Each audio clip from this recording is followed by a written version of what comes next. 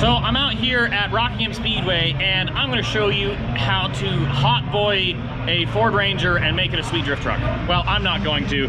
This is Joe. Hello. This is his sweet truck. So I guess we'll just, we'll start with the hotboy aspects, and then we'll get into the drift stuff, right? So first up, you got to have sweet stickers, right? We got flames. We got Violent D. What's Blind Boys? That's like our little crew. You know, glasses. Ah, My buddy's got glasses. I gotcha. Okay. That's really about it with them. I'm like the only one that goes to events and slides. So, and you've got this custom side skirts here. I got the Home Depot specials, the BS Sports, because BN, unfortunately, they don't make skirts for Rangers, so I had to go with the BS Sports. So you say the Home Depot special, what does that mean? Oh, they're gutters. They're just I think they're the K-style gutter. They're like, I don't even think they're $5 a piece for a 10-foot thing. And you can cut them with like the heavy duty scissors. So rain gutters for side skirts. Rain gutters. Okay, you know, we've got some sweet wheels, right? We got more flame stickers. Okay. Then we get to the front. I got the Hotboi lights. Oh, buddy. Look at that. So it's got those little neon strips in there on both sides. Sequential. Oh, the key has to be on. Key has to be on for the turns. Okay. Now, what's going on with the front lip here? All right. A lip on a lip on a lip? So, with Rangers, like if it was 1993, when Rangers were popular, like you could get body kits and all sorts of crap. Yeah. If you Google a front lip for a Ranger, one shows up. It's a street scene one, and it's like between $280 and $300. You can't get it; they're all unavailable. So I don't know if they quit making them or what. And also $300 for a lip, kind of high. So what I did, I got a factory valence. And this is also a rain gutter that I cut. And this, I just zip tied a lip. It's for like an EM2 Civic. So we've got factory valence, and then a little piece of rain gutter to lower it, and then a Civic lip. And that, I mean, that fits pretty well, to be honest. Oh, it's pie. I had to do a bunch of pie cuts. Of course, I got it off of Amazon. There was like no measurement, so I was like an EM2 Civic's kind of flat. Oh yeah, yeah. And the thing is, because most like aftermarket lips are only like 1.5 inches or something like that. Yeah. And I wanted it to be as lower than the skirts. Yeah. So that's what I went with. I think it was like $40-50. I wish it didn't have that and it scrapes on everything, but it is what it is. And then the recent, these... Oh, my hood. Are you going to put like louvers here, or are they just going to be open so your throttle body can get rained on? No, they're just going to be open. I mean, I still drive it every day. It was raining all last week. Never spitted or sputtered. I put a rain shield on the alternator, you know, so rain don't get in there, but so far it's been doing all right. All right. But yeah, the reason behind these, I wanted to get a D-Max, like the rivet-on one. Yeah. But because the ridge in the middle, like, you can't get it to sit flush. I've seen people like cutting them and doing Bondo and like a bunch of work for it to still not, you know. Yeah. And also with these, when I open the hood, you'll see I didn't cut any of the structure out of the hood. Oh, so like when you take the hood off, you can literally grab it by the vents. Sweet. Now, one of my favorite little touches is the antenna here, the like lightning bolt shaped antenna. Yeah. Yeah, that, I was at a car meet years ago. There was an S13 that had, it was bent, but it, you know, it was a different shape and all. And like, I looked everywhere, and like, I had like, you know, older people like, oh man, back in like the 70s and 80s, we all had those, blah, blah, blah. Couldn't find one, so I just bought, you know, a standard antenna. I don't even know how long it was. And before bending that, I just bent out some wire to the shape I liked. Yeah. And then sort of drilled it, you know, in some wood. Yeah. As a jig. Yeah. And bent it out. That's pretty cool. And you've got your handles, the Japanese subway train handles. You got your hydro. This is still his daily driver. He's got a nice radio in there. More Aero by BS Sports. Now, another super cool thing that I love about this truck is this drag wing. That you made this, didn't you? Yeah, I made it. You know, if you can't tell. I think it looks great, man. I don't know. You say stuff like that, and I'm like, what do you mean if you can't tell? I mean, really, I can't tell. I wouldn't have noticed. I wouldn't have said anything about it. It looks really great. Well, yeah, I mean, from afar, I need to polish up the end plates, and I need to get another piece. I'm planning on doing the sparkle red on the next piece. But yeah, I mean, it's all right. I like it. It looks good. Okay, so now we should get to the drifty stuff. Okay, so obviously it's lowered. Yeah. So I don't know enough about mini trucks. What'd you do to lower it? All right. Well, the front, the Ford Rangers of this vintage, they have what they call a beam suspension. Okay. I like them. They ride really good. Yeah. But the bad thing is, it's like literally a solid beam. There's no control arm or nothing. It's literally a beam that the spindle mounts to. So when you raise or lower it, with that one pivot point that's on the other side of the vehicle, you get crazy camber. So they make aftermarket ones. They call them dream beams. Those right out the box, you know, they come with poly bushings. They lower it 3 inches. Okay. Which that's not enough. So what I did, I got some Moog towing springs, you know, a stiffer coil spring for a Ranger. Yeah. Put them on first for like a week to let them settle, and then cut a few coils off. It looks, I mean, ride height looks great. And for the rear. Yeah, the rear is an Explorer 8.8 rear end. Okay. Great things with Explorer rear ends. Well, 8.8, very strong. I think stock, some people will push like over 500 horse to them, which this clearly does not have. But yeah, they're great. Plenty of parts. They're really cheap. They're in a lot of stuff.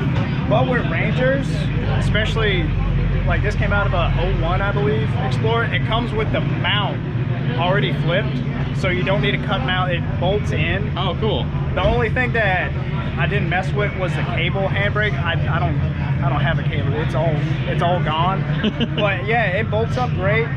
The Explorer 8.8 is 3 inches wider, so you get 1.5 inches on either side, which is nice because stock Rangers, they're super narrow. Yeah. Leaf springs, I'm still running the original Ford 92 springs. I put like the little, you know, the towing clamp add leaf to stiff them up. Yeah. Shocks, I got a Beltex all the way around the Street Performers. Okay. They're a liquid filled shock, which is nice because it dampens it more. And then you've got a big sway bar in the back too, don't you? I have, that sway bar has only been on for I think 2 events. Really? The front is bone stock. I added poly bushings, but it's still a stock size. The rear, it never came with a rear. And an aftermarket rear one is like $200 to $300, and you know that whole mess. But being it's not a Ranger rear end, you know, whatever. But the sway bar is off a Ranger in the junkyard. How they mount is a stock sway bar, but how they mount, they literally just clamp to the axle. Yeah. And then the hole's already in the frame.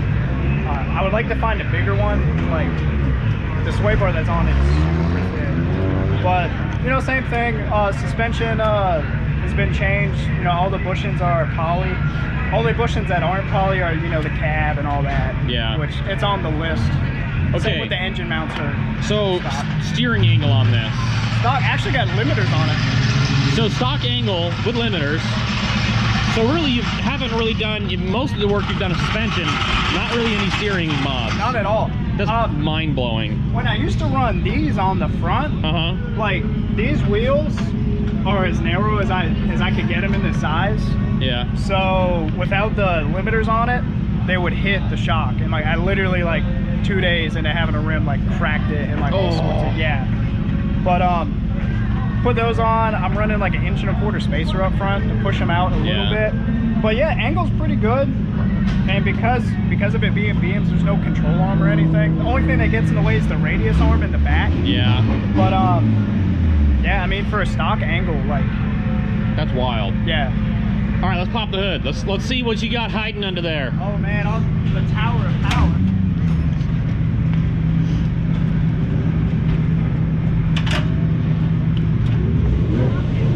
We got some fancy gold tape. Yeah. The sweet JDM HKS filter. You can get some not gold tape there, if you don't mind that. On an American V6? Yeah, it's just a 3-liter Ranger engine. It's what came in it. Stock bottom end, stock, stock cam, all that stuff, stock lifters. As far as aftermarket, the lower intake, I ported it. Really can't see it. The upper is off newer Ranger, like the last, they call these engines the Vulcan, that's the name. The Vulcan engine, all right. But this is the, the latest intake, which is nice because you can run a different throttle body. This is off like a Ford modular, like F-150. Nice. I had to run the spacer because literally without the spacer it was hitting the intake. Like it's massive. But throttle response is really good because of that. I'm running a 6AL ignition. So, I mean, for the most part, this is a pretty basic, it's basic for like a modded mini truck. It's not really like a crazy built drift truck. There's no fab work. Like the intake I did myself. Like this is like off the shelf, like AutoZone crap for like a Honda. This is actually plastic, that's why it's not wrapped. This is aluminum and it heat soaks really bad. Yeah. But I kid you not, the gold tape, like before after driving it, like it'd be too hot to touch. Yeah. With the gold tape, it's nice and cool. That's wild. So normally when people ask me about, hey, I want to buy a mini truck and go drifting, I say, no, don't do that, that's dumb. Because you're gonna waste so much time and energy and money building the truck to get it to drift well, right? I love drift trucks, but they're usually really difficult. So Joe did something that I would normally tell people is dumb and built a drift truck for his first drift car. But he kills it, and I don't understand how, especially with stock angle. But I don't know, dude, you work some magic in this truck and it blows my mind. Well, I mean, honestly, this is my first vehicle that I've had, and like I wanted a drift car, and front engine, rear drive, what a manual, that's the formula you need, right? I guess it's the basic formula. There's usually a few other things in there, but I mean, it blows my mind how well you drive this car, this truck. And the weight distribution is actually pretty good. I don't have a spare tire, and there's some stuff that's not stock, but side to side weight distribution, wet with me in it, it's 50-50. Yeah. Front to rear, I think it's it's like 52, 53 front, and that's really not bad. So is this an aluminum block or an iron block? Oh, dude, it's cast. Cast iron? Yeah. Okay. Heads are stock. I just ported them, intake and exhaust. So what's the displacement on this? It's a 3-liter. 3-liter. Okay, a single cam 3-liter. So single cam 3-liter V6 is pretty lightweight. If somebody were to drop a V8 in this, like an LS, then the weight distribution would be terrible. An aluminum LS is pretty light. Sorry, a truck LS. An LQ, not an LS, but everybody calls them LSs anyway. You put that in this, and the weight distribution might be thrown off. But man, that's really cool. That blows my mind. Every time you drive it, it just surprises me because I've talked to Joe about this truck a couple of times because I love it. He's done his own thing with it. He's got this sweet Hotboi style to it, but he drives it so well, and like, it just doesn't make sense to me because normally anybody else that does this formula, it doesn't work. So I think that the thing that's different is the man behind the wheel. That's what makes this truck different, I think, than other basic drift trucks. He's got, like you said, it's his first car, his first vehicle, whatever.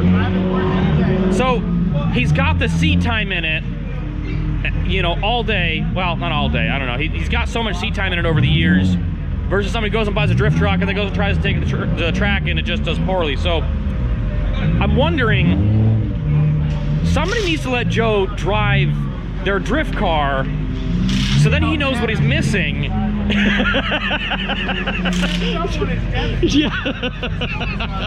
Oh God, I think that's someone is Devin. I don't know about that. My drift car is also one of those stupid things that a lot of people can't drive. So no offense, I don't like driving other people's stuff because I don't want anyone driving this. Yeah, no, I hear you.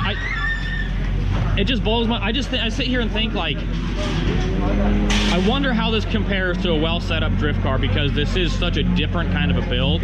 Like, a lot of people struggle with drifting trucks because they don't drive like a car. But if this is all that you know, well, then you're really not going to know any different. Yeah.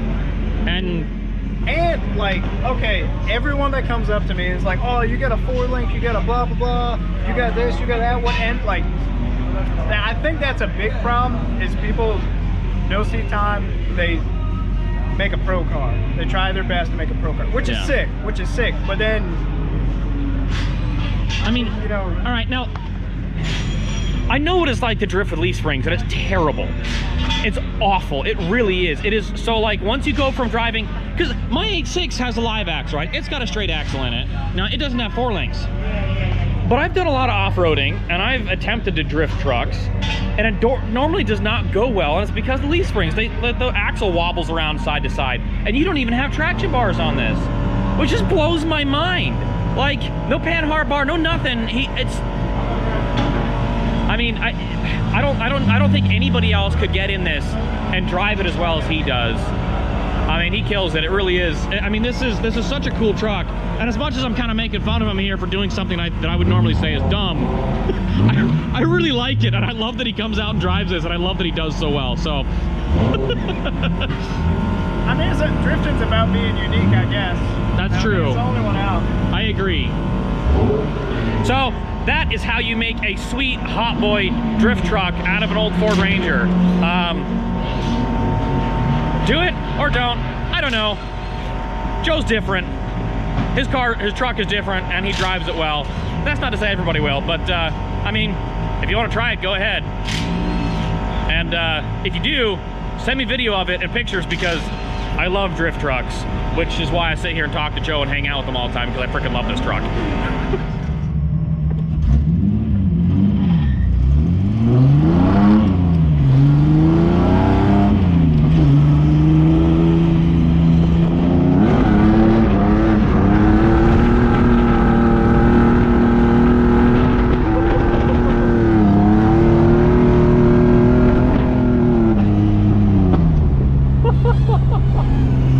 This will be my first time doing this all day.